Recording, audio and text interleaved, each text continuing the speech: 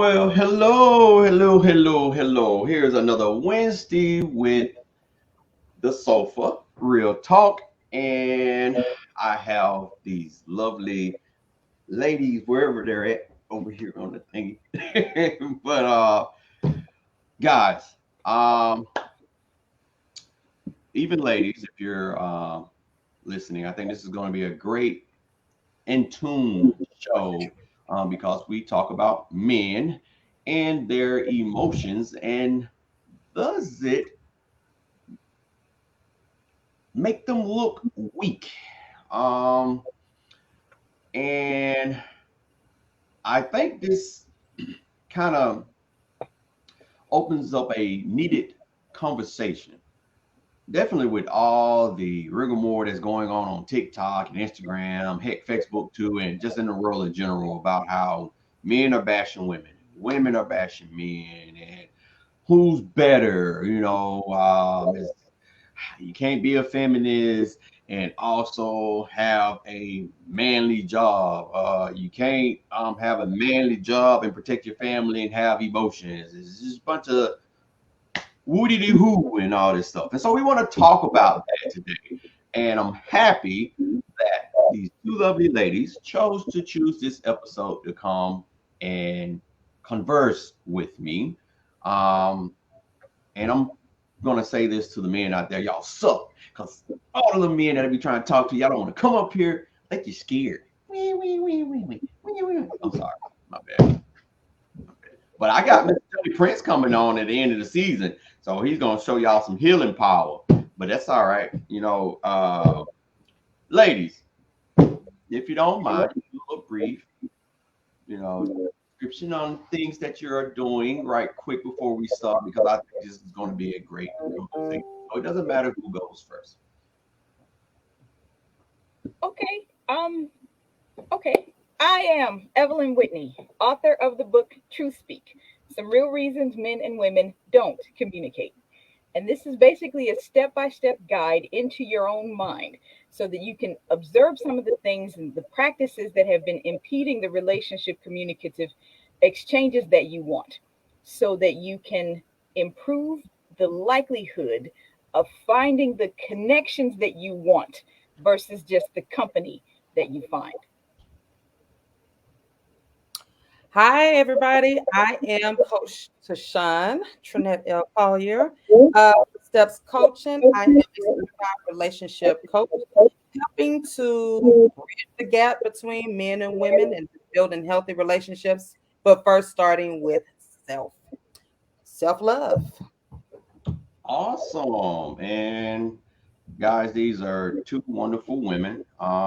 They've tremendously helped me without knowing. Miss Evelyn with her uh, point out my fault books, and that for some reason keeps the book. It just bullying me every episode that we have, and so. But I am learning something, so that's all that matters. And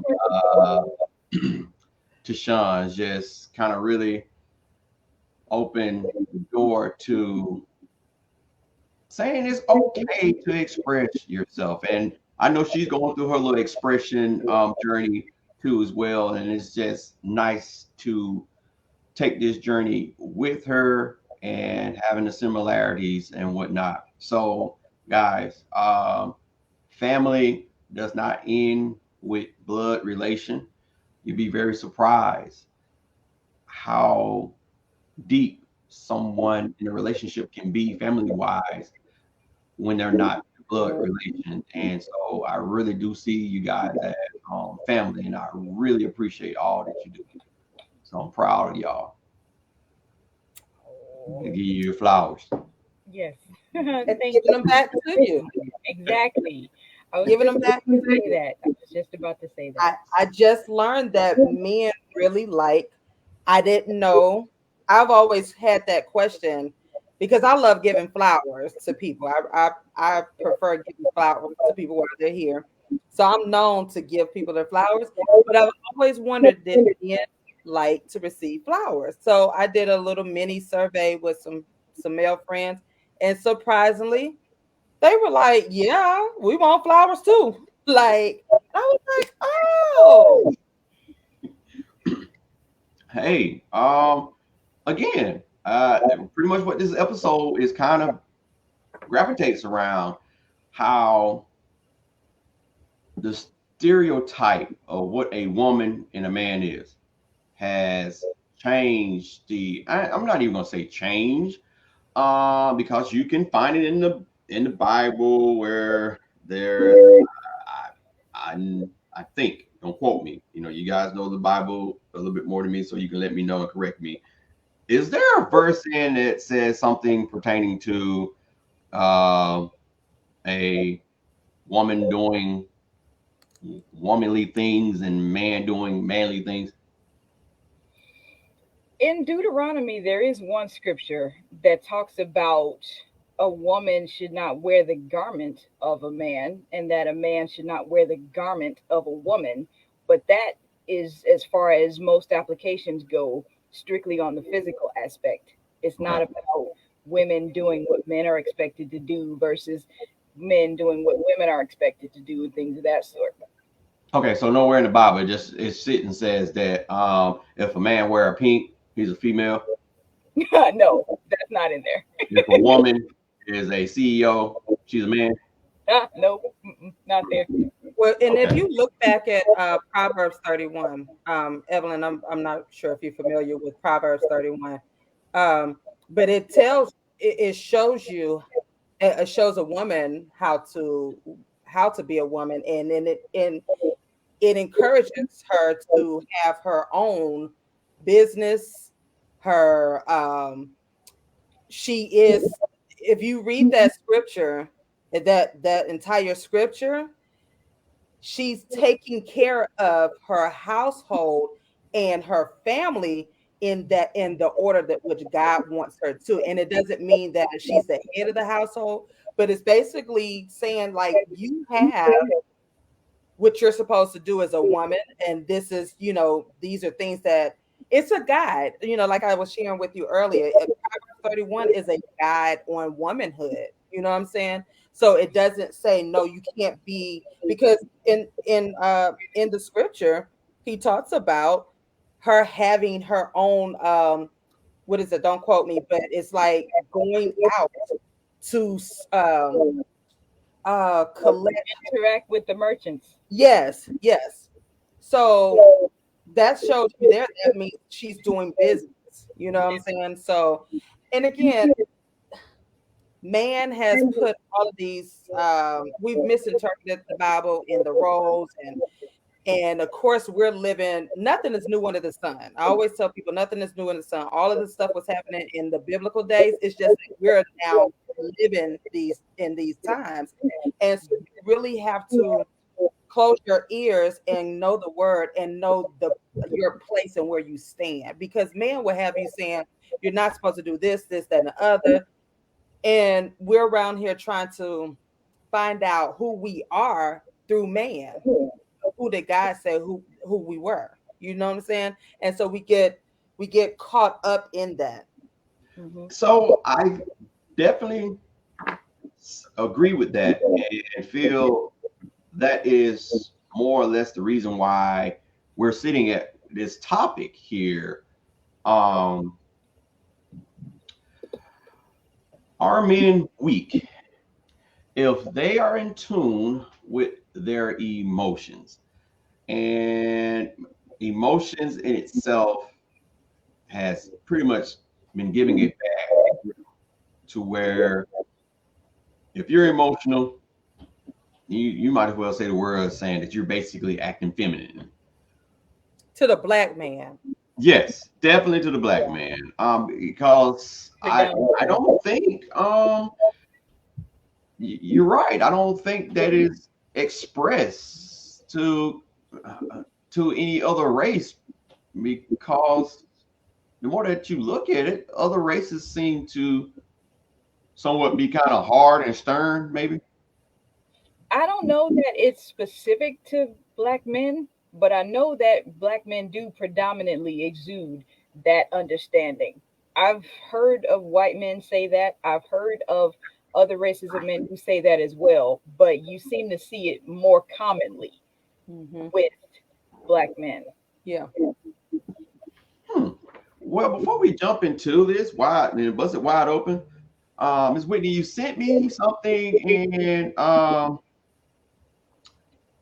didn't put it in the thing like I wanted to. I actually lost track of time today. Me and wifey had went out on a date, and we were just talking, and we was like, crap, we you got a show tonight. So, but Miss Whitney sent a picture that has what's the worst thing about being a man, and there were a couple of comments that were highlighted. One of them, well, the first one was always being told to show our feelings more than having them ignored or laugh at if we do. So I wanna, it's only six, and I'm gonna read them off. And you guys being women, I wanna ask, have you yourself, and it is okay if you have you come across any relationship that you may have had where this occurred? The first one that you read about the guy who is, he feels that the worst thing about being a man is that he's always being told to show his feelings more, but Mm-hmm. then if he does, those feelings are ignored. Have Yeah. I seen that happen? Yeah. I've seen it, but I haven't done it. Okay. I've seen women who say, I'm in a relationship with this guy. I want him to connect to me. I want him to express to me.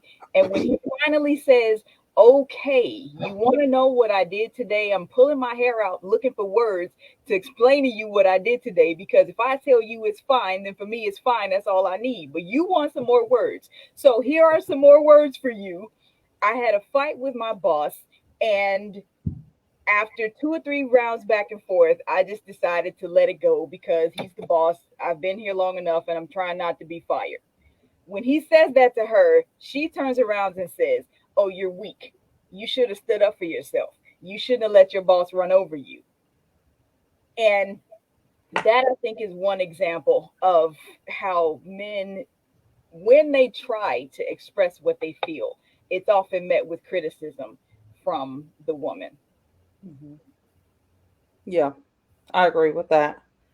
And we do expect y'all to, and it's something I had to learn as well. Like, y'all men are not to be as expressive as I am, so I'm not, I can't expect my husband to talk like I do and talk as much, because if he tells me his day was fine, and it, again, I had to learn this, I had to learn it, because I'm like, well, tell me about your day. What happened? I want details, I want to play by play. And he's looking, he's like, after 2 questions, he's like, leave me alone. So then that starts an argument, because I'm like, I'm just asking you about your day. Like, and then, understand. So I had to learn that, and I learned that from men, like talking with other men, saying, hey, it's not that we're ignoring you all, it's not that we don't want to talk about our day, but work is work for us, and that's it. They don't have that, some of them don't have that same connection as being a woman like I would have with my colleagues. So you really have to understand that love language as well. And because, again, I can, just my opinion, mhm, but I think I may have a reason for that. If you look at what we've been told as men, now I want you to take that same analogy and apply it to someone that's probably doing a dream job. Or I'm not even gonna say a dream job, but yes, a dream job for certain people, but a person that's acting, a person that's an athlete, a person that's actually successful with rapping, just a superstar altogether. And a woman comes, the way they come home, and their woman is like, hey, so what you do today? They're going to be an open book. So now you compare that to someone that's didn't make those choices. They're happy with their family, but their job is clocking in at a 9 to 5, 7 days a week, maybe getting a vacation twice a year that is even not suitable for them to relax. No, I'm not gonna be excited to come home and tell you about John falling asleep on aisle 2 and me having to pick up this mess, and it's mundane. And so I can see, and I'm not saying that's what it is, but now that you said it that way, Tashon, I can really see it being a issue where no, I don't want to. I want to talk about uh, all the lawyers. They can't tell you about everything in their case, but the fact that they won that case, you better darn well make sure that when they gonna come home and they got somebody to talk to, they gonna bet I murdered that case. You know, and so yeah, it's just I would say a high percentage of men are not working in a field or living a particular life where they're excited. I don't know if that would be well, I'm not disagreeing with you, but I'm wondering, I don't know if that would be the case all together, because men tend to not be as huge as some men. I'm not going to say all. Some men have that tendency of not communicating. And we as women, we want the verbal communication, whereas men are going to communicate in a different way. And that's not acceptable for a lot of us, because we want that attention. We want that one-on-one. We want that eye contact. We want you paying attention to us. And most of the times we're not getting that from you, and that's where our languages mix up, and that's where our miscommunication come in, because you can go on and be like, yeah, my day was good, and you're at your dream job or whatever. My day is good. It was, such and such or whatever, and you going about your business. And then we're looking at you like, okay, so what are the details? What happened? And so I'm thinking like that's probably just the gist of it, like, because we want y'all to go into details, and that's what we have the miscommunication, and that's where it has to be understood. Men are not going to give the downright, like, for me as being an educator, I want to know, I have a journal. I want to know what, from the time you got to work, what you do, what you eat for lunch, that kind of stuff. And y'all are just not going to do that. I have 3 brothers, right? I have 3 brothers, and I would ask them, I'm like, hey, how you checking in? We're doing our group test. We have our family group test, and I'll be like, hey, how's everybody? Me and my sister would have a long thread about our day, right? My 3 brothers will, I kid you not, they'd be like, fine, see y'all later.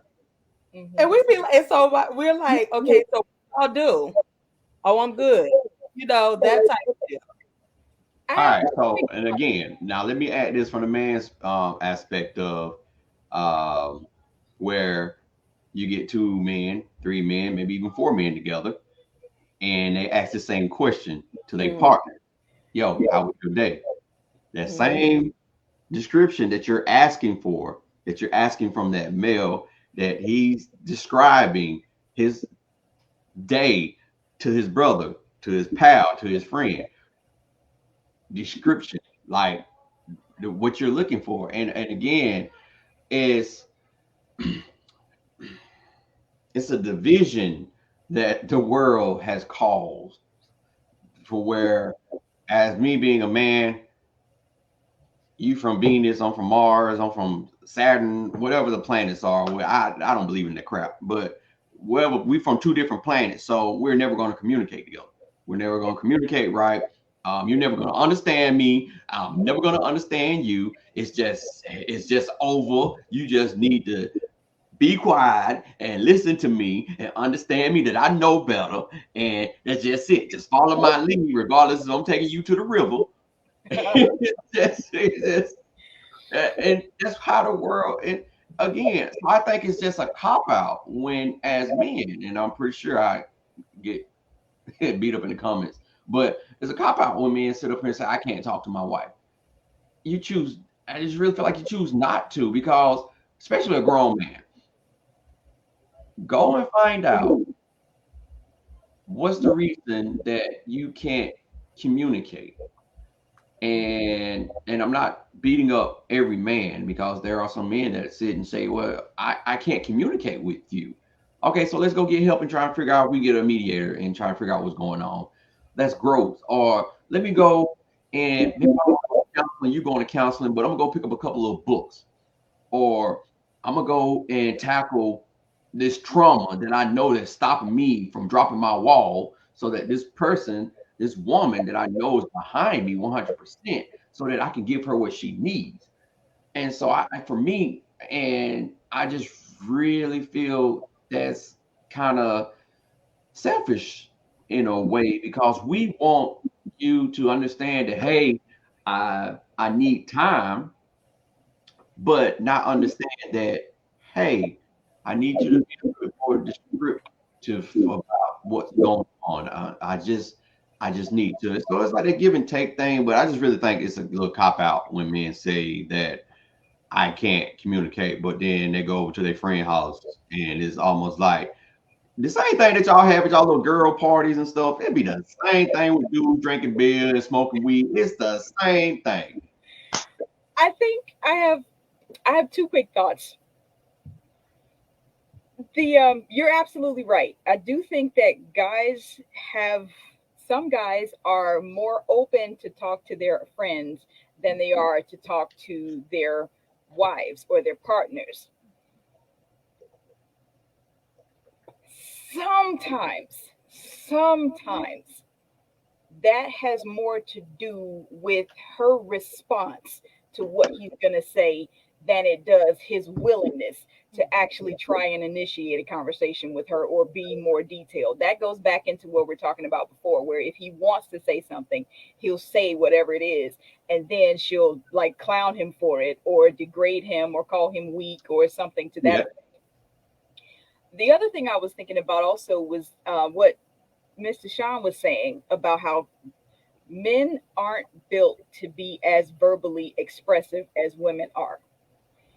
If we accept that as a general premise, it enables people to run to that as a cover for Yes. why men do not express themselves. Yep. And that becomes his conditioning, so Yes. that he doesn't want to take the effort to communicate, because he'll say, oh, I told you it's fine. You know, we don't talk like y'all talk, so that's enough.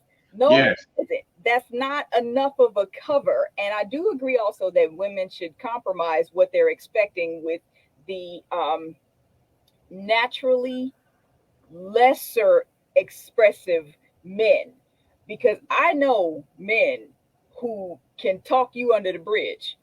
So it's not necessarily all men.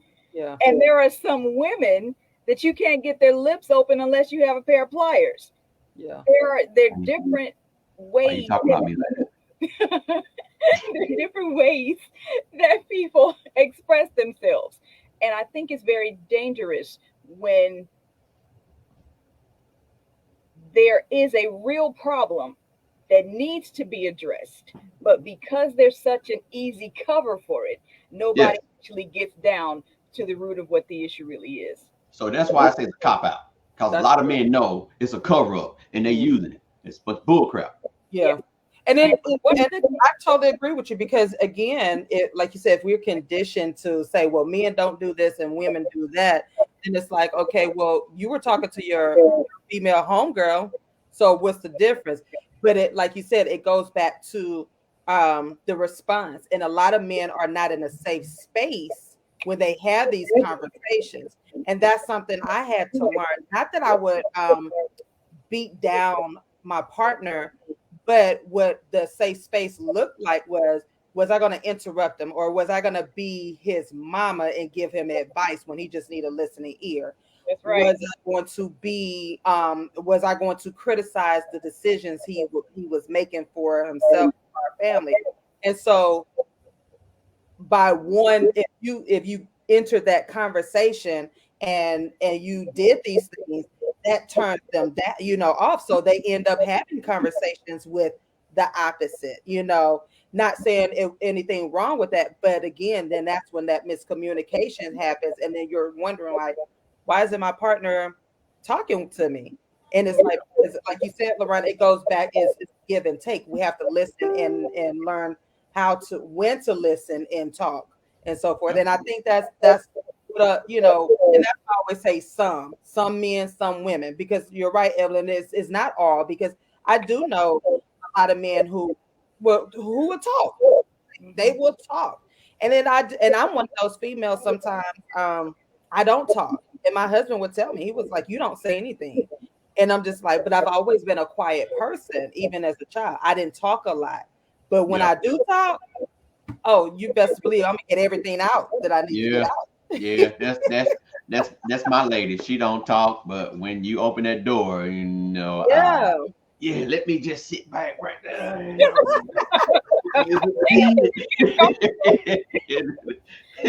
Yeah, you know what? And I don't think she's paying attention, but that's the most sexiest thing I ever seen in my entire life. When that door open and she go to what time we leaving, baby? So we get on this last point before we move to the other point in the picture. LaRon, you made a point that some men don't want to talk to their partners, but they're more comfortable talking to their guy friends or their homies or wherever. You made it also about the type of job that they have. Like if a guy doesn't want to talk to his lady about a mundane job, but then a guy who may be a lawyer who goes and just like murders the case, and then he wants to come and, say everything that he wants to say about it. I think that those two expressions of words are actuated from a different place. Okay. The guy who's talking about his professional success isn't looking for communication as a need to connect to somebody in that way that a talk after work would do. Kind of like a gloating. Well, maybe not gloating necessarily, but it's more like a, this is what I did. Have you seen it? Let's get some affirmation going. Okay. Versus just let's sit and talk to connect.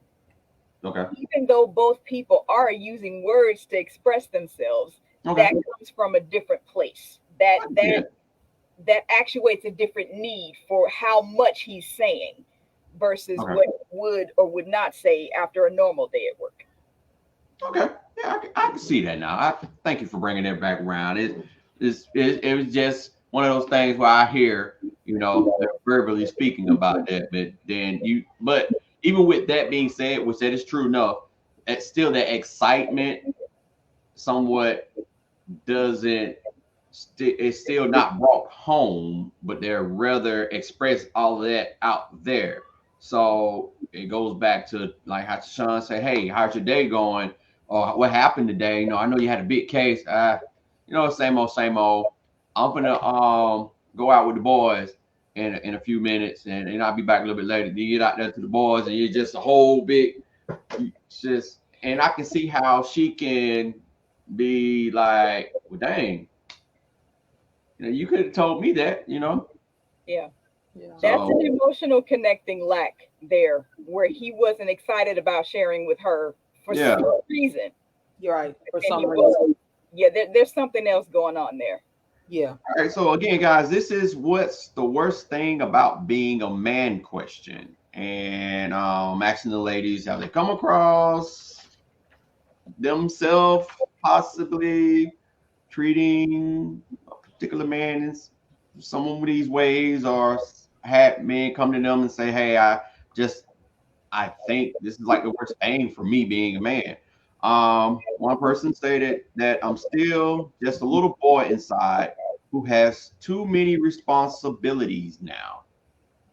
I can say that my 37-year-old self walking into my parents' house after licking my wounds from my previous marriage realized how unmature, is that a word? Not mature. I was gonna say unmature. Not mature. I'm not going to say a little boy, but a bruised boy. Um, and how I got caught up on trying to live my life through the eyes of my family. And it, unfortunately, took me 37 years to look at myself and see all my supposed failures came from I wasn't strong enough to say, you know what, family, no, that's not me. That's you. That was successful for you, but that's not how I want to see myself. That's not what I want to do. Those are not my dreams. Those are not me. And I'm failing. And I can say that I failed because I was being somebody that I was not, somebody that I did not know how to be. They did not give great instructions. They didn't leave wonderful blueprints. They just said, be like me, be like me, be like me. Don't be you, because if you be you, something's wrong with you.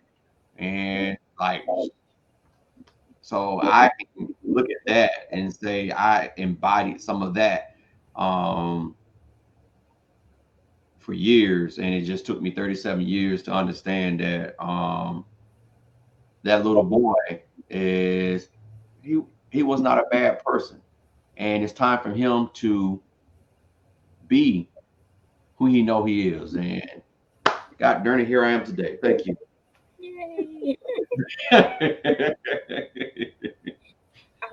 have one quick thought on this one. There are a lot of young men, 6, 7, 8, maybe. Let's say that the father has left the home. At 6, 7, and 8 years old, he's already told you're the man of the house now. That does not give him the freedom that he needs to mature in a safe environment, like Sean was saying earlier. You And I, know, women saying that like literally, it's moms telling their son, "Oh, you the man of the house now." right, and I don't. That is not healthy when children are imposed upon to bear the responsibilities, even if they can't really work and do anything about that. Feeling the weight of that guilt, Mm-hmm. it stifles their own growth and stifles their own maturity. We know who Celine Dion is. Her husband passed away after I don't know how many years they were married, but their sons were very young.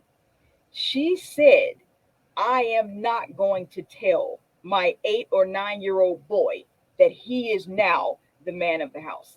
Mm, Because as a child, he still needs room to grow. He still mm-hmm. needs to be nurtured. He still needs to be a child. Yeah. And I thought that was fantastic when she said that. Now, this is like 6 or 7 years ago that I heard her say that, but it made a startling point that I don't know that women realize the damage that they do to young boys by telling them when they're 7, 8, 9, single digit ages, you're Yeah. the man of the house. That is not healthy for No. them, especially if they don't explain what they mean by that and set some parameters for this child's development. And they don't. So true. As a teacher, I saw that daily with the mothers and their sons. And they'll say, oh, that's little man, you the man. They were actually, he's the man of the house. And in my mind, I'm screaming, stop telling him that, because he doesn't know what a boy is. He doesn't know how to be a boy. He's learning how to be a boy. And Right. now you're putting this title. So when he becomes a teen and he start doing manly things, Yeah. well, you've given him permission to Yeah. be a Then you man, want to start ringing. Then you want to start rolling it back in, saying that you can't do this, you can't do that. right? Yeah. And that is a damaging conversation, and I've witnessed that throughout my career, and it has hurt. In my opinion, as an educator, I've seen the damage that it spills over into the classroom, because going back to the topic, they become, when they are crying or they're unable to express because they're so bottled up, then we start saying things like, "Stop that crying, boy. You just a boy. You ain't got no problems." But in time, he's like, "Yeah, I got a problem. My mama wants me to be a man. Yeah. I just want to play with my toys." Yeah. And so therefore he stops crying, builds up, and then that cycle begins. So that whole title of man, you're the man of the house. No, I think you can, say, I think the conversation could be like, hey, you're growing up, you gotta become a man. But I don't want you're not responsible for protecting me as an adult. You're not responsible for paying any bills. You're not responsible for any of the adult things that title comes with. And that is that conversation that we're gonna have to shift, when we're having our talks with our families. Like, no, don't expect our children to be adults before their time. Yeah. Lisa says, wow, so true and sad statement. Bad burden to put on a child. I don't Another know. one, having the expectation to always keep my stuff together. Being vulnerable is a weakness. Failing is not an option. Provide regardless of the state of your overall health. And not to go back to that, this is because I did a post about this already, so I'm not going to open this up. But I'm just going to go to this. Kind of speaks on the TD Jake thing as well. That at some point you have to be fed into yourself. The world looks at us and tells us that we have to go, go, go, go, go, go, go, go, go, go, as in the providing and the strength aspect. And if we can't, then we're like that deer with the broke leg that can't run anymore. So what happens? They get shot down. And that's pretty much how a man is looked. As long as he has 2 feet, he can work. He should be able to provide. He should be strong. And if he can't do that, he's nothing. And I just really think that's a bunch of crap. I agree with that. And I'm going to piggyback a little bit on a stereotype here while we're going with this. That particular segment was talking about provide regardless of the status of your overall health. There are two ways I want to go with that. But in stereotypical fashion, if a woman gets sick, if she catches a cold, the world is still on her shoulders. She's still expected to get up, fix the kids' food, clean the house, go to work. Yeah. She gets the flu and should be bedridden until she's healed, but she gets up anyway to do everything that she's supposed to do anyway. And people now have come to expect that of her, to the point that they don't recognize when she really should be stopping. Yes. That's how that pocket of the expression is going to go. But men on the other side of that stereotypical coin, Yeah, it's the same thing. sniffles, if they get the sniffles, the world stops for them. Yes. Yeah. It's like, oh, I sprained my nose sneezing and now I'm down for 2 weeks, and you have to. And they can't lift a finger. How you sprain your nose, niece? And I've explored why that is. And I think I have the answer to that. Because so many men believe that being vulnerable and needing help is a weakness, when there is a time that someone recognizes that they have a legitimate need, they automatically overcompensate. If they're sick, people understand that they're sick. So he's like, okay, they understand that I'm sick. I can take a few minutes off. I don't do that. No, of course, no. I mean, just with the idea that it becomes stereotypical that guys just like really milk it when they're sick, because that sickness gives them an allowance to express a need and not be judged for it. Mm-hmm. Oh, my goodness. Listen, Chef had to have eye surgery on both eyes, cataract surgery.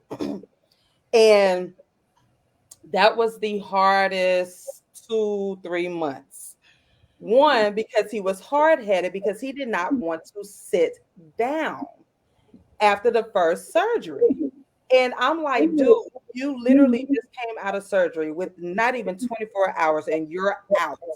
And I became so frustrated. I had to call his family because I'm like, he is not listening. The doctor said that he can still damage his eye. It's fresh out of surgery. And his whole thing was, I'm fine. I still got to keep going. But it just what you just said, if we don't change that conversation, that narrative, it's okay for you as men to rest. And I literally had to tell my husband, I know what this is all about. I don't see you as a weakling. And he looked at me and he didn't expect me to come out because I already knew he was fighting against what he thought I was going to think of him. Right. And I had to literally go hard in on him and say, look, you're not weak. Right now, you're in pain. You just covered out of surgery. I would be crazy enough to tell you to go out there and do something that's going to jeopardize your future. Right. So you know what I'm saying? Like, we have to change that narrative. No, you're not weak. I need you to rest so that you can become stronger the way that you want to heal the way you need to in order for you to do what you need to do. But that narrative has to change within your settings, within your own home, and right in your mind. Because there are some women who are like, okay, well, they got to keep going this. No. And that's where so if you don't allow your mate, your man, guess what's going to happen? He's going to die, or he's going to be in a position where he's not going to be able to provide and do all those things that you want him to do. But I had to literally look him in the eye and say, you're okay. I need you to rest. I can take care of you. Is your eyes, this, that, and the other. And at first he still didn't listen. So I got on the phone. I was like, look, it was that whole Martin episode. Like, and I was like, I can't do this because he's not listening. And then finally he was understanding what I was saying. I'm like, you're still healing. Your eyes are weak. So the household is taken care of. We don't need anything. We got everything we need for this season, this period while you're under surgery for both sides. So sit it down, and I left. I got my keys and I left. I'm like, you're gonna sit down. But that narrative has to change, and it has to be okay with both you and your partner. And again, me and LaRon, we talk about this all the time. Whatever you and your partner and your household is, that has to be an agreement between you and your partner. I don't care what the world says. The world may say, "Oh man, you need to be on up," and that it's just the eye. No, it's not just the eye. Yeah. It's his vision. Oh my goodness. Yes. Exactly. So exactly. Push that narrative. Mm-hmm. Mm-hmm. Yeah. Lisa says it's a human complex to display strength. Actually, you can really just say take the HU off and just say a man complex to display strength.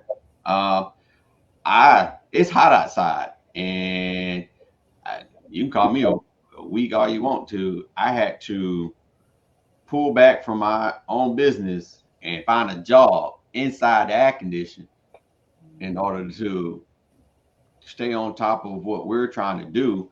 And because my thing is, if I go out there, even though I know I can still push and be out there in the heat, but then me having MS, I get sicker, then I can't walk. That defeats the purpose. Like, that macho didn't do what it needed to do for me. It made things worse. So now, not only did I fail myself, I failed my family. Now I have to look for my wife to take care of me, and I can't be mad with her if any form of animosity is now growing, because definitely if she sat up here and told me, she didn't have to tell me, I told myself, but if she had told me, hey baby, you done been out there a couple of times and and it ain't doing you too good. Don't go back out there no more. We just have to figure something else out. I got it. So I know that's shows the form that stems and open up that door of animosity. I told him not to do that. And, you know, you go talk to your girlfriends and about, you know, I can't stand the man. And he gets him out there. And two, a lot of that is learned behavior because we're all in the same generation. But think about our parents prior to us and their parents. The Yeah, men worked. They were out there sick as a dog. yeah, They were going to push through. And I'm pretty sure the mothers and the wives told, hey, baby, you know, stay home. But in their mind, they had to pay the rent, the mortgage, put food on the table, and all of these duties that were placed on the man. And so now we're in a generation where it's like we're able to we're still doing the same things they're doing, but we also have a little bit, we're open to more options now because our health now is more affected, like in ways that we didn't even think of. You know, it's like our health is on the decline of our health is on the rise, and we're like, okay, a lot of it's dealing with work and stress and stressing ourselves out trying to accommodate what people think we should be doing, or you know, think what men should be doing. And so now this generation, they're basically ain't working, ain't doing nothing right now. So we have to still give them a balance because them jokers will not work. They won't. If they sick, they gonna be sick. They gonna lay down. They gonna sit down. You know. Wow. But we have to keep that education open and say, you know what? Okay, I know my dad worked to the bone, like he worked himself. So how can I learn from that? What did I see him doing or not doing? And you have to say, well, I have to take care of my temple. I have to take care. How can I be there for my family without working myself to death? You know, or I'm not making myself look like I'm not the man of the household. So you have to again have that conversation. If you're with someone, you have to have that conversation with your household. Absolutely. I fully agree with that. And I think uh, one of the ways that this is going to eventually change toward a more healthy dynamic is going to be when we look back at some of the practices that we learned from past generations. We can't accept that as right just because they did it that way and we didn't Yes. die from it. yeah, We Yeah. have to look at that, like you were saying, they didn't have certain options that we do now. Right. And while those options have changed, the mindsets haven't. Yes. And there's wherein we have the idea that you ooh, being a workhorse is glamorized and romanticized. The more you have to do, the more important you must be. Mhm. So to sit down and stop. hustling too Yes, is almost like hustling is the other term is a similar term to workhorse. yes, Hustle, hustle, hustle, hustle, hustle. I gotta yes, hustle, I gotta hustle, I gotta hustle, I gotta hustle. right. Yeah. And if you're not doing that, then somehow you failed. Somehow you're lacking. Somehow you're doing wrong. Yeah, And those ideologies contribute to more detriment than they do empowerment. I see so many affirmation quotes that say you are replaceable at work, but not at home. Yeah. And it emphasizes the need to prioritize your own well being in a more healthy and effective way. Yeah. yeah. Yep. Um, having to be having to be afraid to be around children because of the negative stigma. Uh you have to explain this one a little bit to me, Ms. Whitney. I kind of understand this. Well, that could be taken in two different ways. And when I first saw that comment from the Reddit post that we're talking about right now, the first one is if you are a man around children without a lady, you're probably a pedophile. Okay, Mm. gotcha. So he can't be at the park by himself just drinking coffee when children are 50 feet away.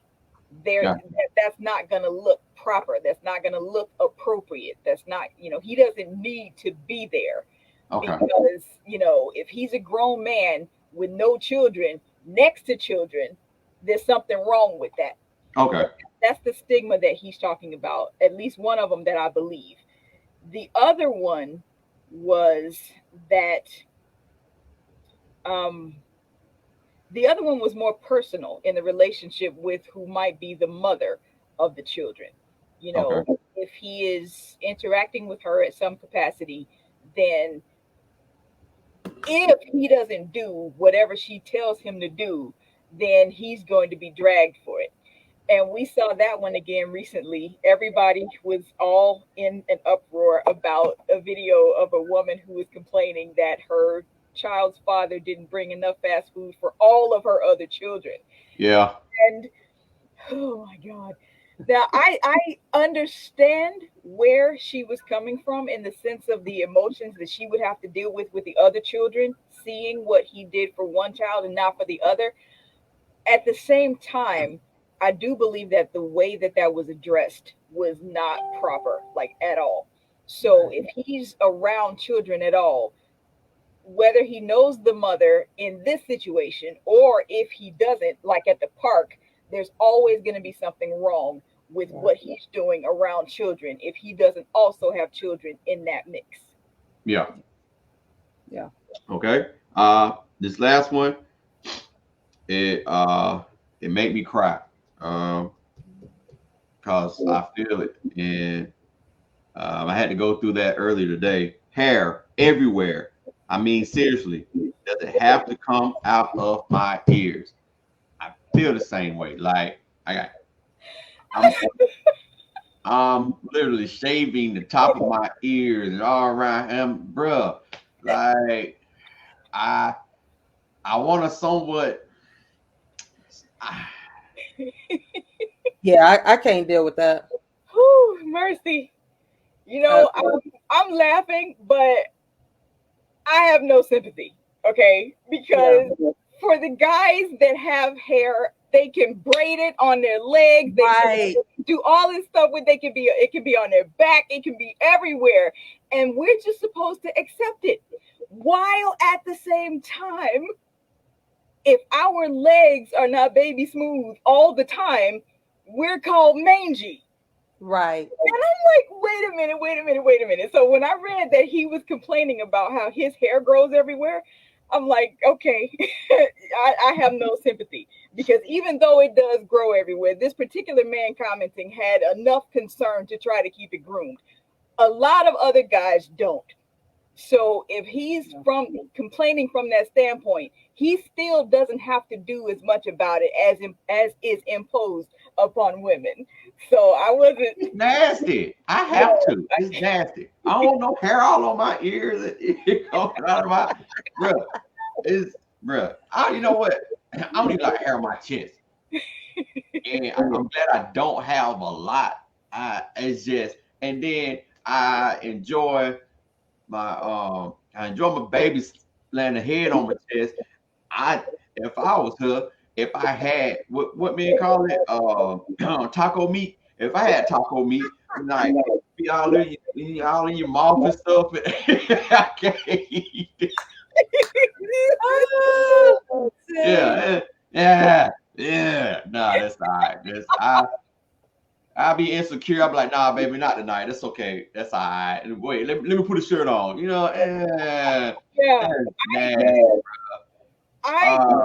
guys, that was a little dive into what's the worst thing about being a man. Because some of the worst things that some men do talk about has the people, whether it's other men, women, regardless of the race, looking at them as being weak. And how does the world establish that a man is weak? When he's being too emotional, when he hasn't established any form of dominant role in his family. And these are just my opinion. We could dive in just a little bit into them. If he's okay with being vulnerable, he's weak. When he allows things to bother him, that's like that famous quote, man up. Mhm. You know, I can't stand it. And the best one of all, crying. If you crying for what? Why you Yeah. crying? Yeah. So what do you guys think about that? Does that kind of, do you have anything extra to add to that? I mean that's pretty much what when we say those things to men, and again, we have a habit of saying those because again, as um, who stated? I don't. Somebody stated that it's conditioned. Yes. Like we've been conditioned, to saying those things, and so we just automatically just say that, with the whole crying. Um, and I never understood why we would not allow our boys and our men to cry when it's actually a release. Like, so we have to really look at these definitions that we've created, Yep. um, and really dissect them because again, we've just taken on what the world says with and not thinking for ourselves, really. Like, it's okay for my husband to cry if he's in some type of pain, or if he just lost a loved one, if he is going through a period of finding himself and he's not understanding.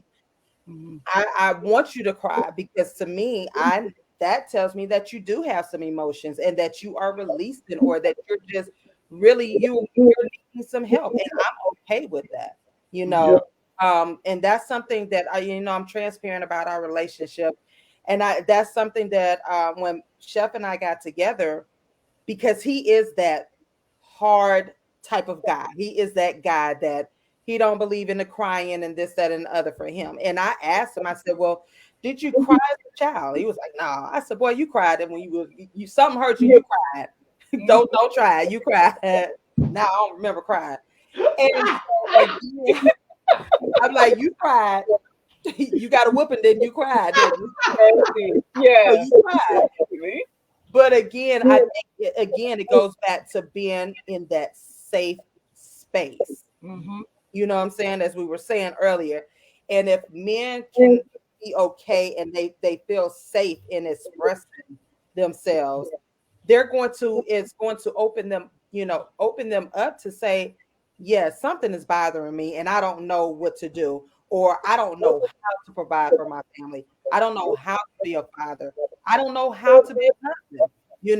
I don't know how to be a boyfriend. Those conversations will come up, and that will allow that dialogue to take place. Because again, I really feel like, and that's one purpose of me having the show. I wanted to be a safe space for men to start opening up, because again, it's a vicious cycle that has been going on for too long. I'm not even talking about back in slavery days. I'm talking about like now, within Mhm. our last 10, 15, 20 years. And again, we're constantly raising up the new boys, young men, teen, and now their emotions are all over the place and they're acting out in different ways, and so we don't know how to gather them back and say, okay, let's come back to the table. It's okay to be, you're not weak. It's okay to cry. It's okay to feel helpless. It's okay to feel emotional. So again, it's just shifting that mindset and being okay and providing that safe space for y'all as men. It's like we have to, because y'all do have the weight of the world on your shoulder. You're expected to do everything for us. And then if you don't deliver, then we get upset, and then there it is again. Yeah. One thing that I would certainly add to this list is listening to your lady, your wife, or your Yes. whoever, Yeah. listen to her, then a lot of men would consider you weak. Another thing that I would add is if you are committing to one woman and not playing a whole harem of them, there are other men who will say that commitment is indicative of weakness. Right. So I would definitely add those to the list.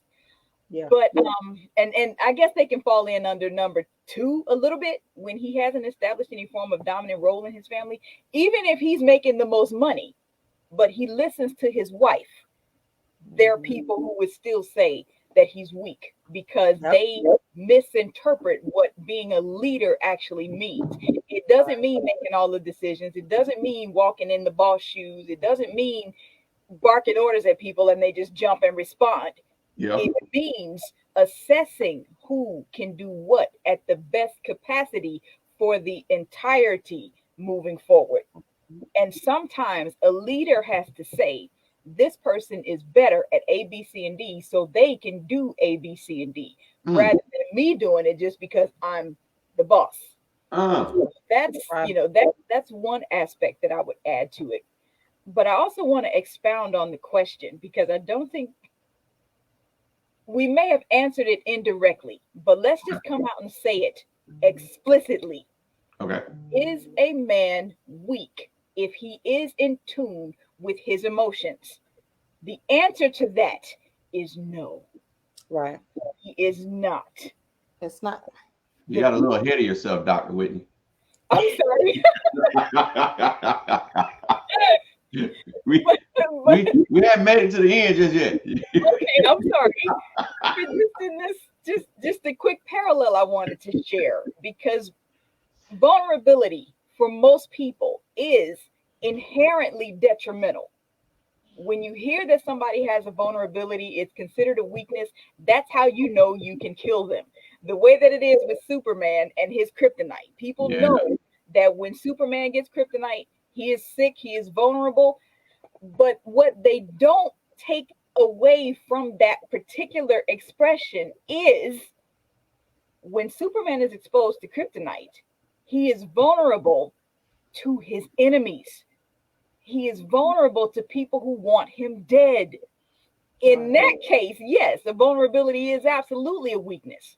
But what happens when you're vulnerable to somebody who wants to help you? You're vulnerable to somebody who sees what needs you've expressed and they want to meet it.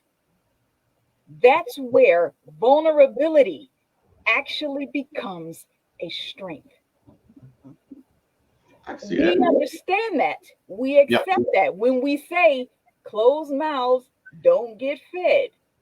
Man, that's something my baby always say. Closed mouths don't get fed. When we say that, we're recognizing that you have to speak your need in order for it to be addressed.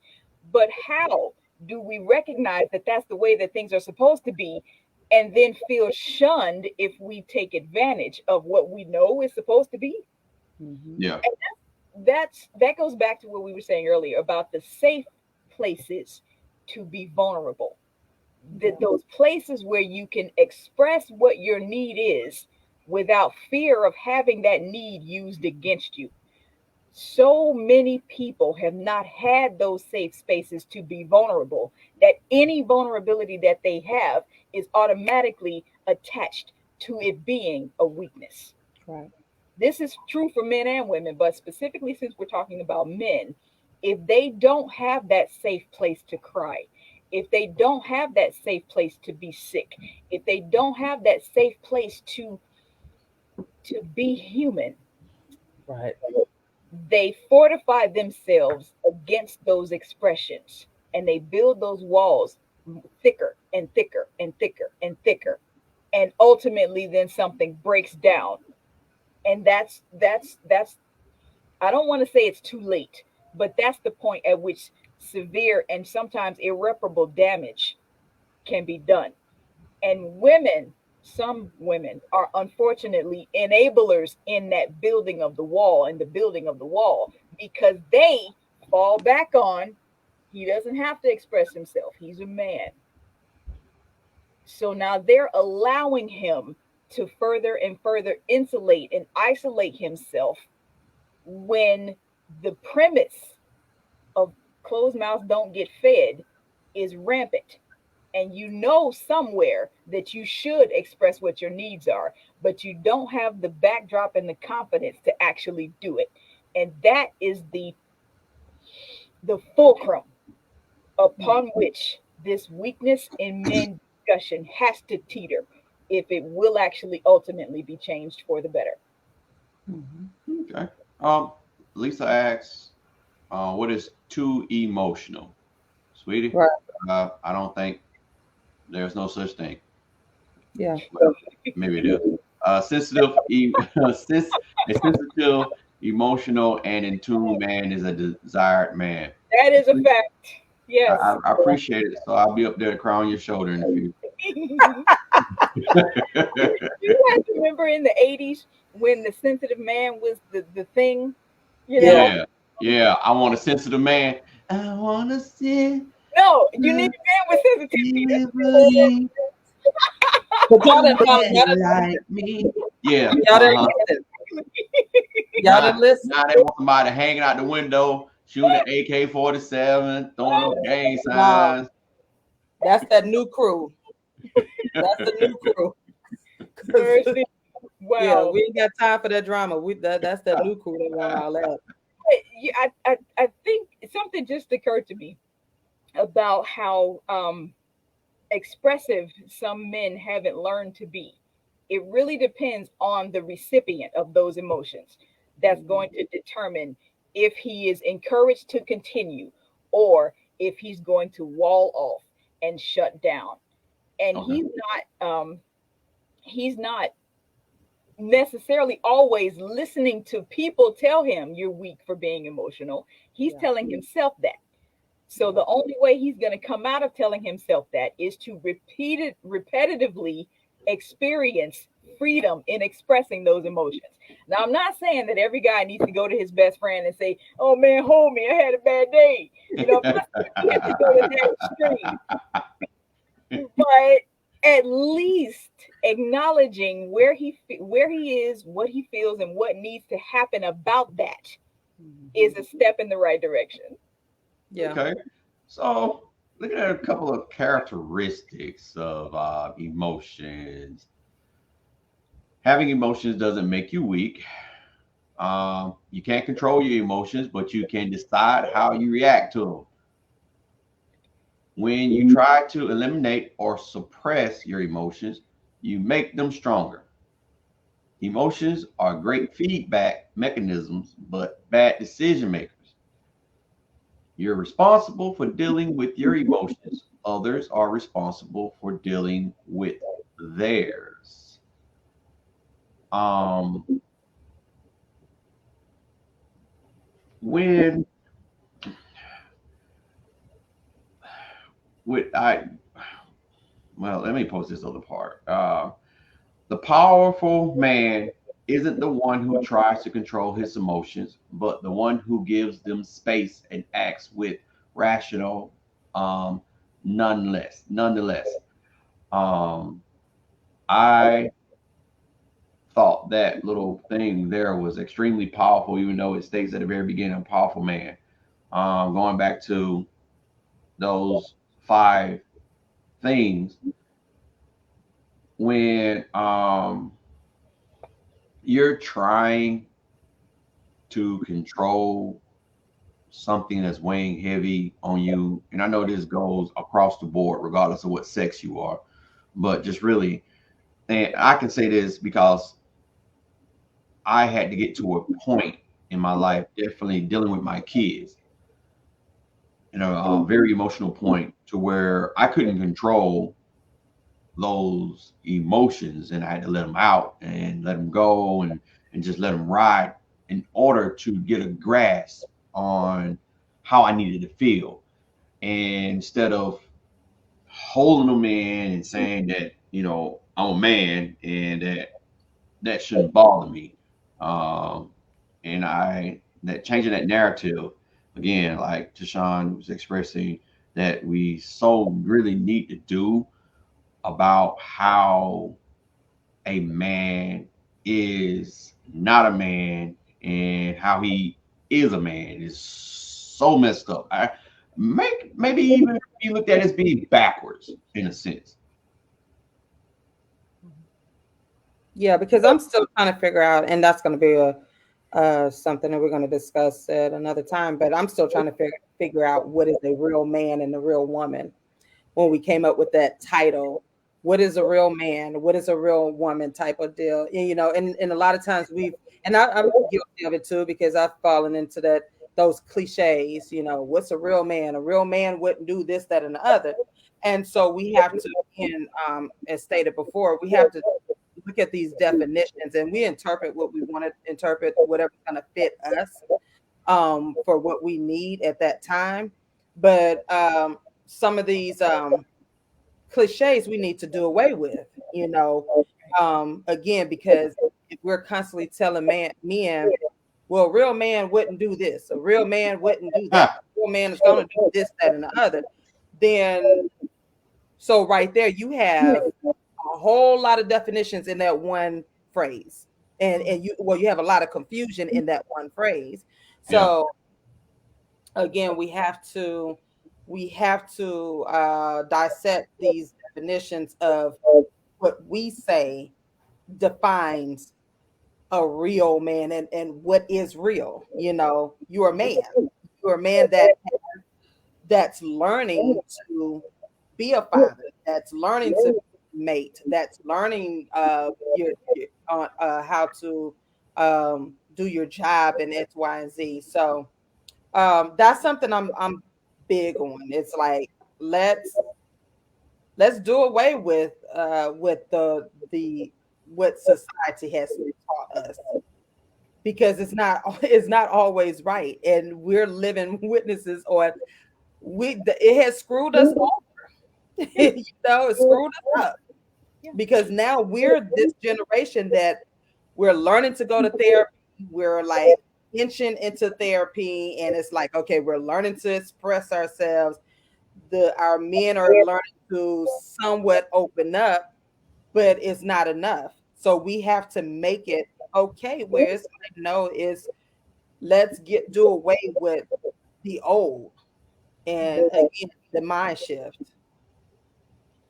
I like what you said on the point that when most people determine what a real man is or what a real woman is, it's inherently selfish. Yeah. They're just saying, if you were a real man, you would do what I want you to do. Right. If you were a real woman, you would do what I want you to do. Those perspectives have no bearing on the substance or lack thereof of that person's actions. It's just a matter of the speaker's preference. But when you assign words to it, like real Right. and man, real and woman, you give it more weight, and you able to weaponize their insecurities about not being genuine, about not being substantive, even though you're only playing them to your own preferences. So those words, that's a whole different thing. But I remember reading one of those affirmations. I have no idea where I was when I saw this, but it stuck. Being a male is a matter of birth. Being a man is a matter of age. Being a gentleman is a matter of choice. Huh. Like and that also works for women. You know, being male is a matter of birth. Being a woman is a matter of age. And being a lady is a matter of choice. Because there are, you know, we can really go far with that. But when we are talking about real man and real woman, we do have to consider that a lot of the people are saying things based on their own preferences, and those preferences don't really have the weight that real gives it when they throw those words around for other people. Okay, so we're about to play right quick. It was going to be a little bit longer than what we were going to do now, but you know, we cutting into that overtime, and I still wanted to hit that in. And it's funny because of what we're talking about, and being weak, you're not really considered a real man. So we're fin to play Let's play a real man is or is not. Okay. Right. So again, like I say, it was going to be a little elongated than what it is now, but so I'm just going to use a couple of. I came across some words that made me want to play this, and your opinion can be different or it can be the same. But I am going to give out a couple of words, and you tell me which one you think a real man is this word is or is not. Okay. Okay. All in. Yeah, All okay. right. Yeah. Oh, Objective. a real man. I Yes. would say, yes. I think objectivity is a good characteristic for an intelligent thinker, which a man should be. Yeah. Okay. All right. And oh no, did I close my load? Oh no. Hold on. I gotta close my I'm gonna close my load. Ooh, you suck. Oh. Don't want to be smart. Stop it, computer. And I'm so happy that my baby pushed this in Messenger. I can go back and get it. Find her. Where are you? There you go. All right. Bruh, stop. All right. So while I'm waiting for that to come up and do another word, okay. Optimistic. A real man is no, well, I'm gonna say it depends on how he was raised. Because if he didn't see if he only thing he was around surrounded by negativity, he wouldn't know what optimism is. So Even though he may be seeming as though he's optimistic about the wrong.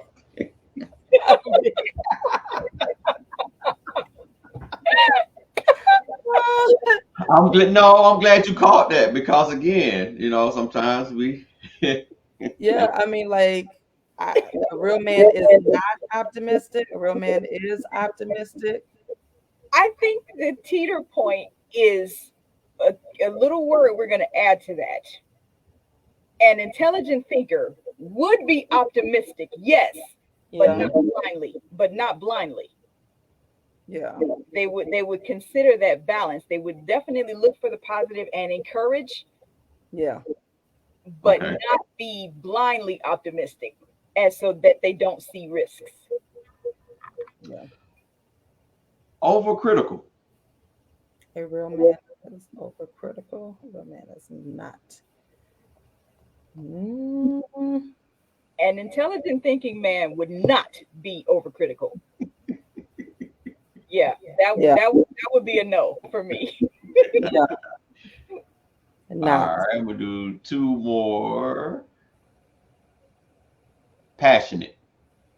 Yes, absolutely. A real man is passionate, is not passionate. Absolutely he is. Yeah, but does he know how to be passionate? What is his Okay, wait. what is his definition of passion? Yeah, that's just what I was about to say. Right? Taking me to the strip club is not passionate. You know, Ah, oh my goodness. When watching porn may not be passionate for me. Like, come on, baby, we're gonna have a romantic night. That's it. The good passionate, not But again, what is the definition of passion for Ooh, Yeah, he did pick a tough one too. I'm referring to that good passionate, the Okay. passionate in the taking care of the family, taking care of his partner, yeah. Yeah. You said I'll pick some tough ones. You gotta be clear with some of these men. You gotta be clear with some folks. Passion.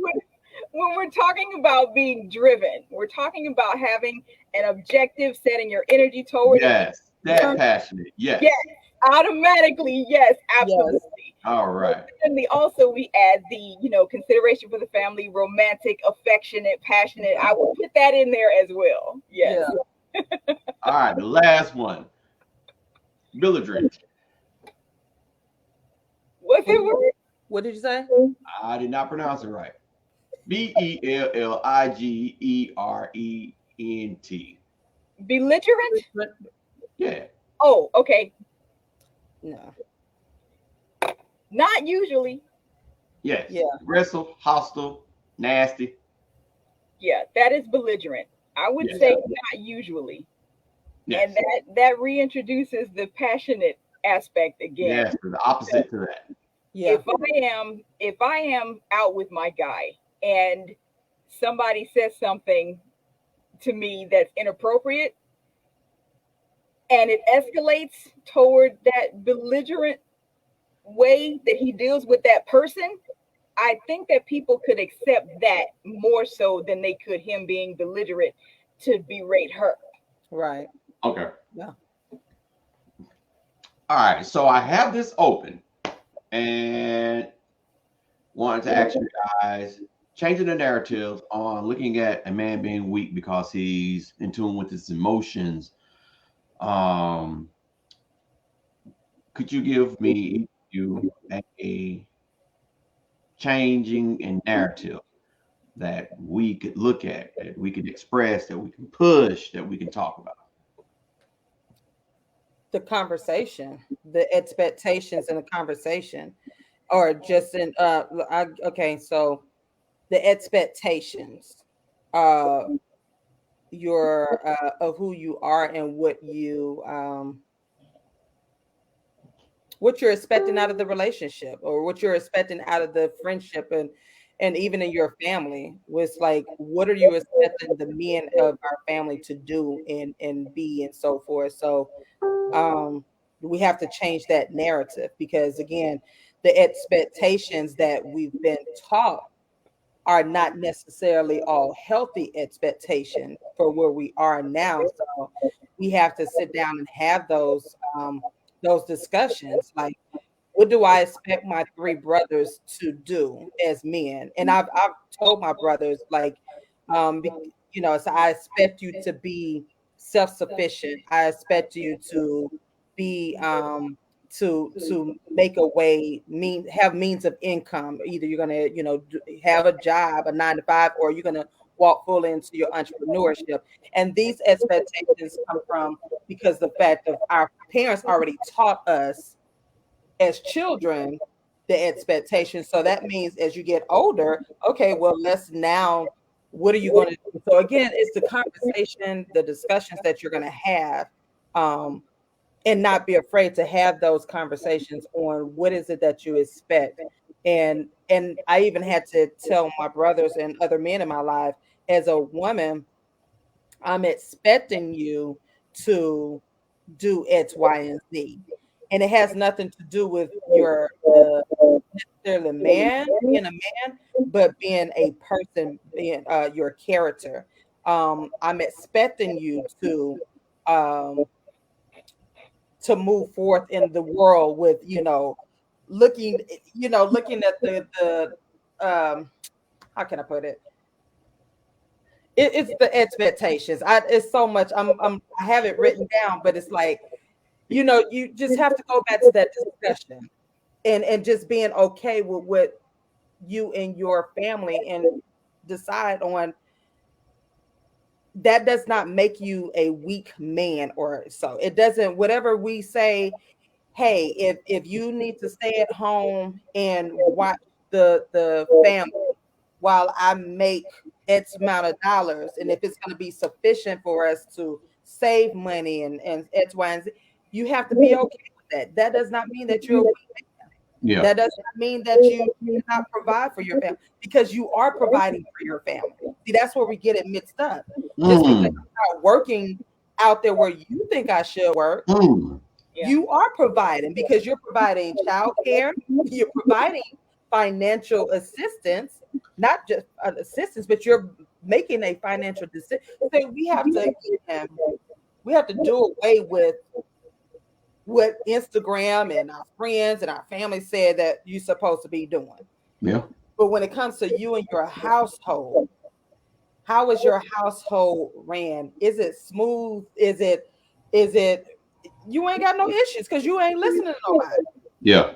You're making the decisions based off what you and her need or what you need for yourself, you know? Absolutely. I am smiling about to screen the screen here because you're saying everything that I was going to say. We are on the opposite sides of the same coin.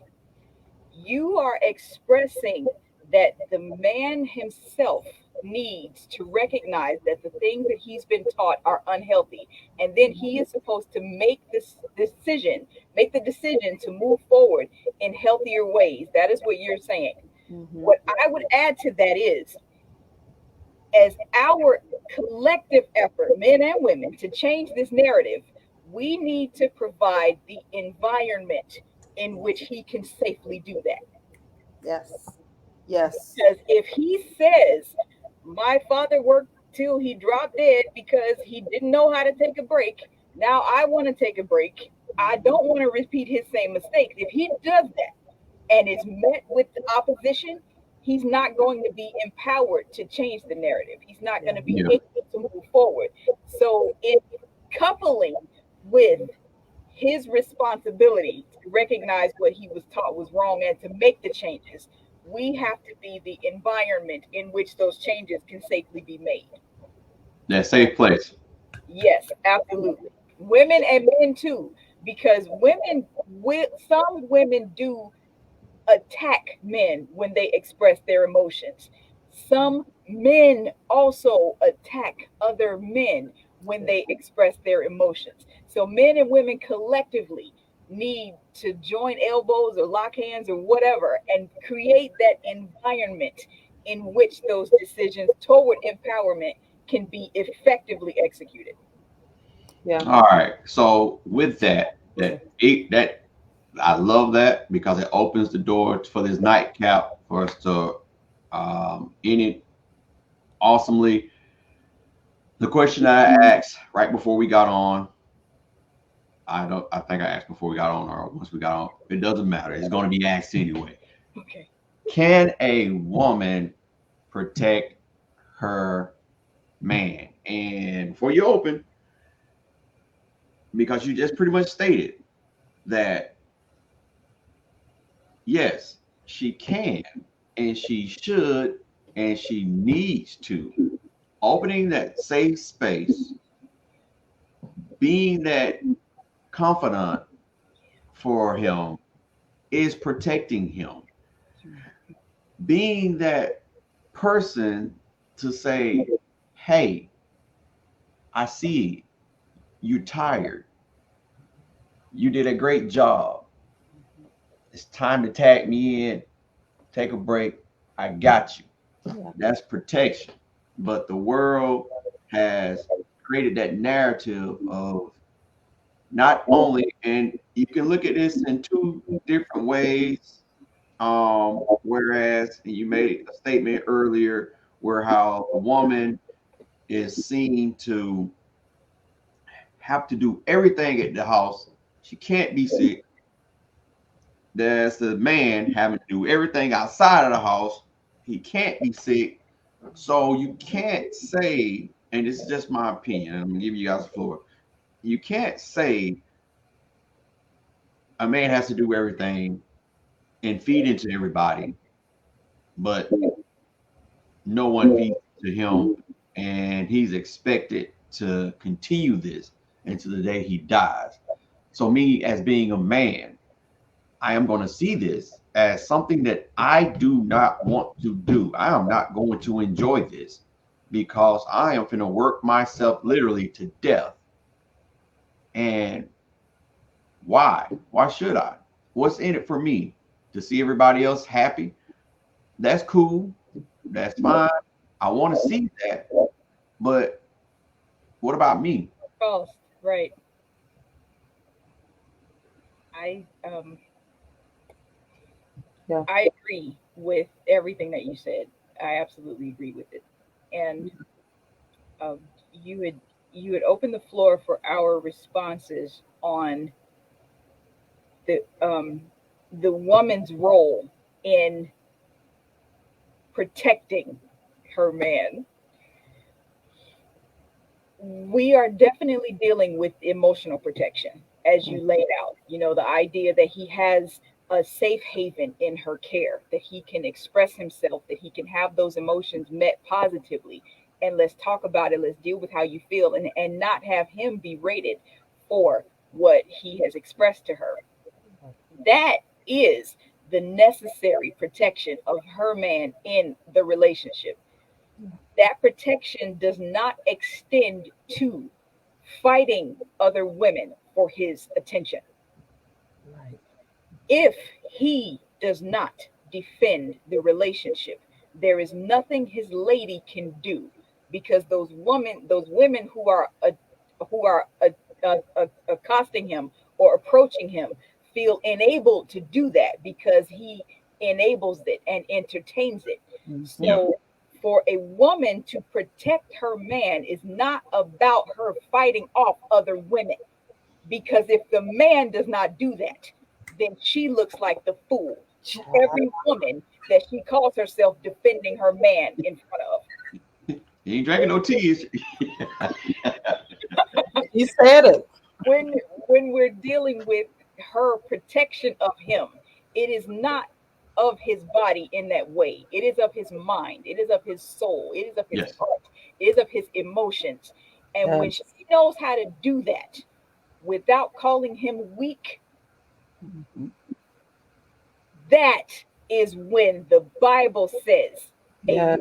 man who findeth a wife findeth a good thing. Whew. She preaching because she is right at head on, and and that's why we have to shield our ears from the world, Yes. because again, our protection. Chef knows I can't fight a lick. So if we out, he already know what I'm gonna do. I'm gonna dial 911. I would try. I try to, hey, stop that. Stop. Don't mess with him. But he know I still have his back, right? So we made that clear in the very beginning.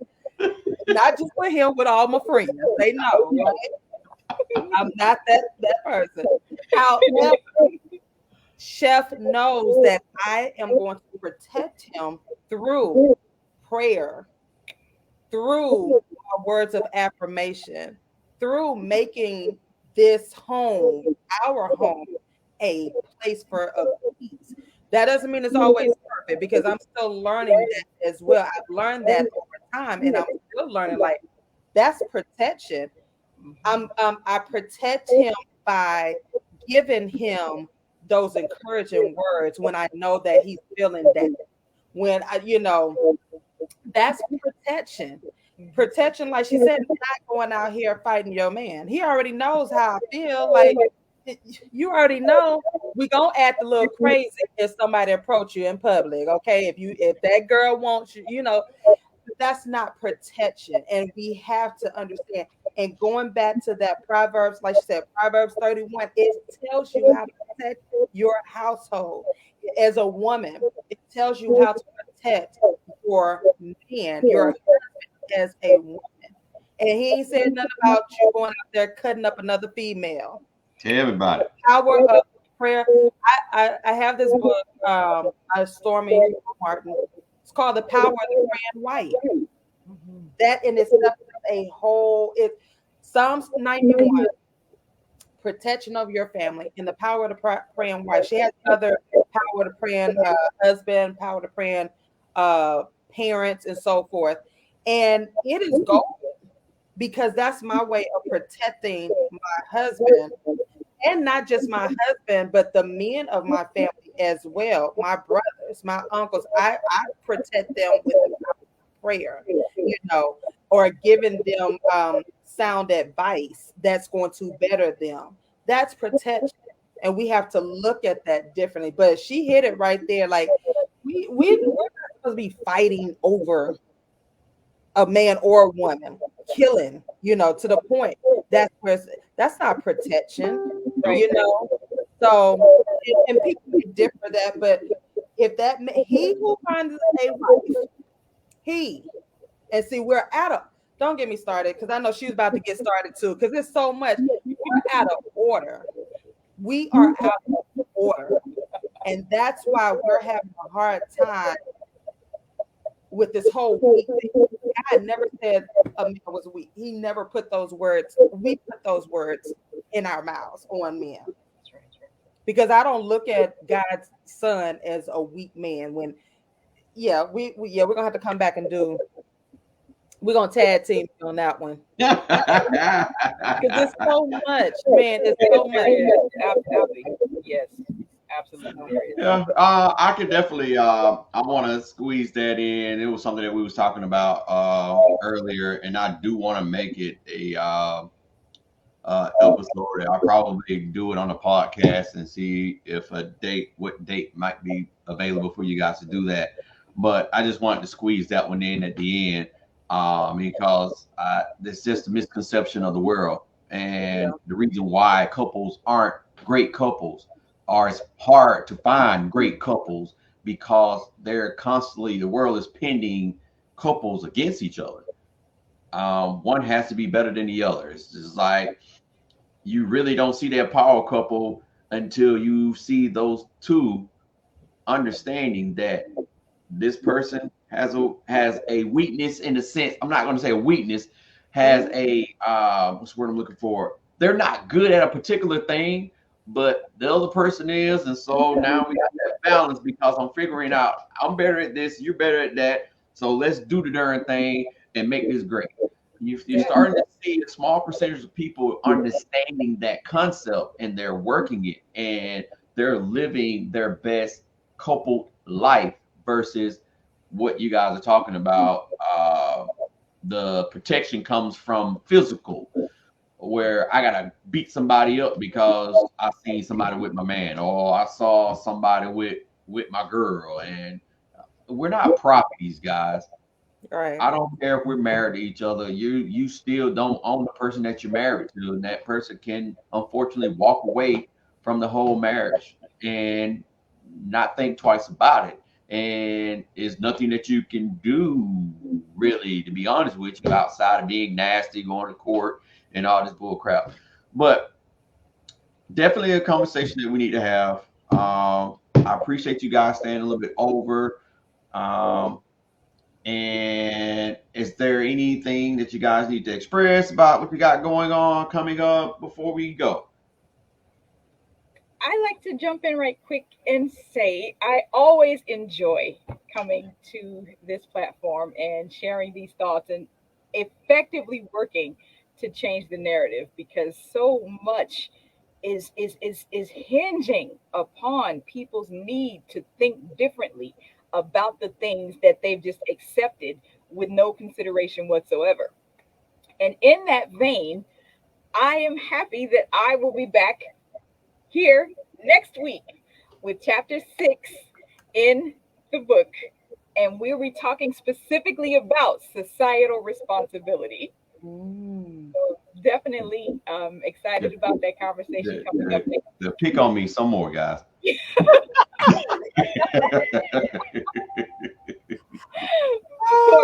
Updates, of course, there's YouTube, there's Evelyn Whitney Books on Facebook, Whitney Books on Instagram and Twitter. But I will be back here, right here, next and you week. can get that book. The description to her website is her website is in the description as well. So, and Mr. Tashon.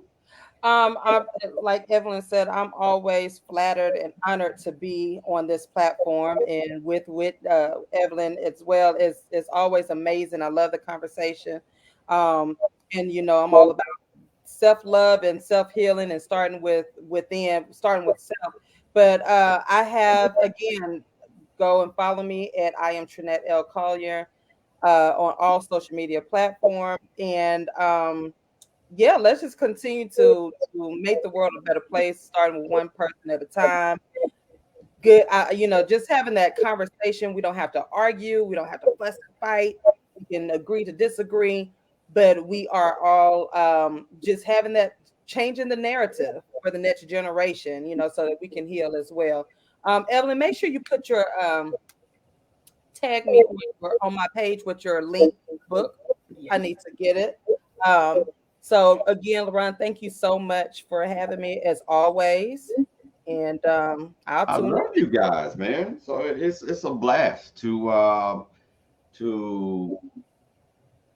this is again my passion, and it's more than a passion. I know this is something that's like steam driven that God has me doing, and so it's a wonderful blessing and amazing feeling to just finally sit in it and not worrying about who doesn't like it, who likes it. I know that it's going to get to who it needs to get to. right. And there could be one person, 5 million, or that one person using it for themselves to reach other people.